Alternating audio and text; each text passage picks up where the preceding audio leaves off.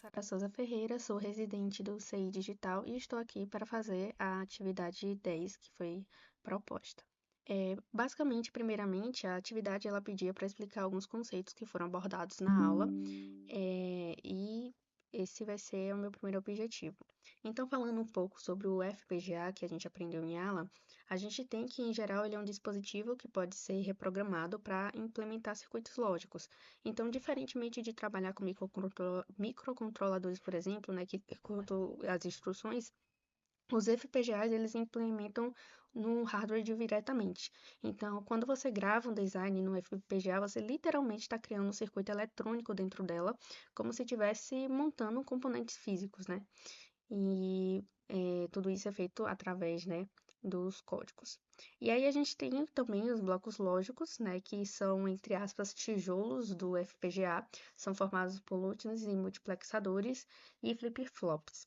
E basicamente a gente pode dizer que esses blocos lógicos são onde o circuito que escrevemos em Verilog é realmente implementado e que cada bloco pode realizar funções combinacionais e sequenciais.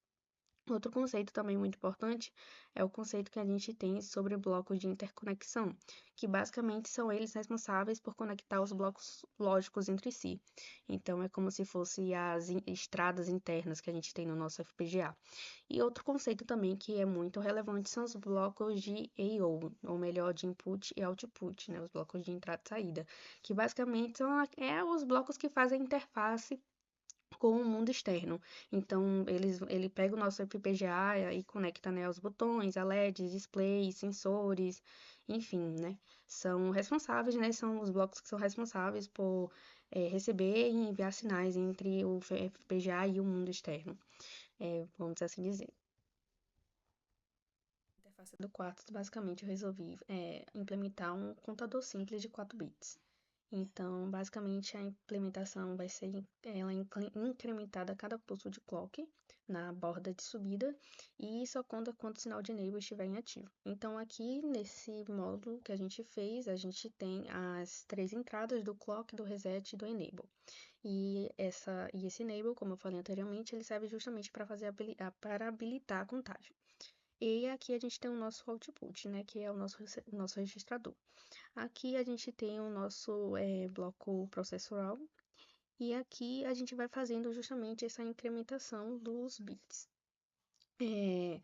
Aqui eu rodei o código e a gente vai gerar o RTL desse projeto. Deixa eu colocar RTL. E assim ficou o nosso diagramazinho. Como tem aqui o clock, o enable e o reset, o contador aqui como saída no output.